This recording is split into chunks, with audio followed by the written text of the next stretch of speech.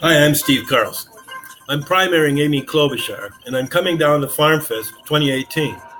I've been invited to speak with soybean farmers and growers and pork producers, and we'll be there. The first candidate debate forum was yesterday, and I'll be down tomorrow.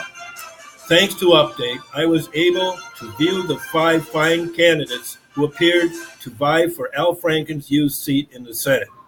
The time for jokes is over.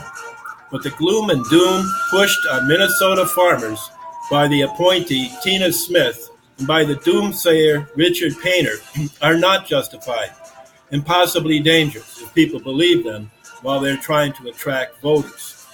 Dayton's appointee Smith, although she knows corn ice cream and can speak the lingo, vastly overreaches when she predicts that the America First approach by the president, including his support for agriculture specifically, is hurting the future of farming in this state. That is ridiculous. Minnesota is based on farming. Once the fur trade had ended and the trees were cleared for farms, and the very foundation of our economy became farming. And we aren't going anywhere. Nor is Richard Painter correct when he suggests to you that if we don't remove the president right away, he's going to be another Herbert Hoover, bringing another Great Depression like the Smoot-Hawley laws, he says, did in the 1930s. Just as the stock market is protected today, American farmers today are protected by many things. Conservation, as Representative Colin Peterson is pushing in the new Farm Bill, protects our land from harmful practices and fights erosion and loss of topsoil through crop rotation and strategically letting land lie fallow. And so we must protect in the same way against oil depletion with tax incentives. We protect our farms in the same way. We strategically use nutrition programs to create buffer markets for crops and meet our people's needs for food when they face economic hardship, as farmers so often do.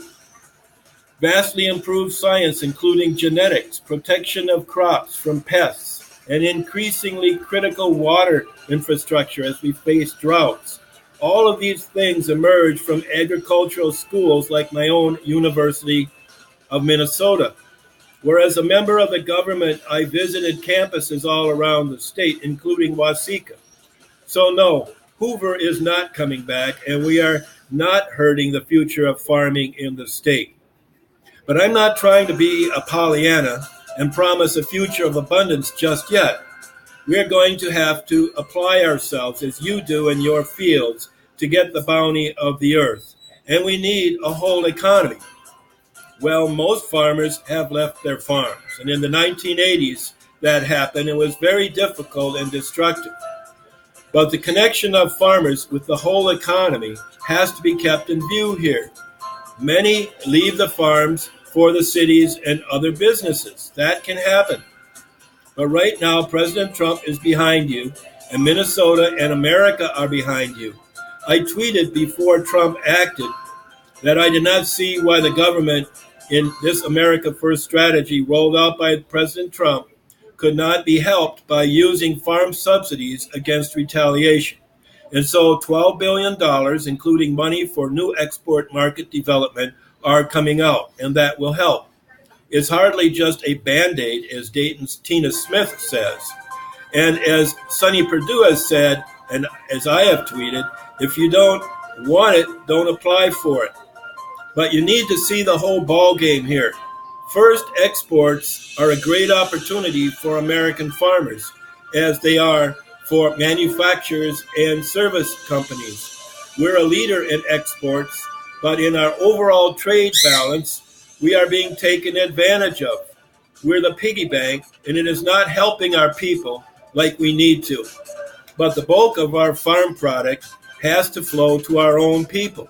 And as the economy grows, demand is going to grow, and farming is going to contribute more and more to our quality of life. But I encourage you to speak out directly to the president, but wisely, not in a partisan way.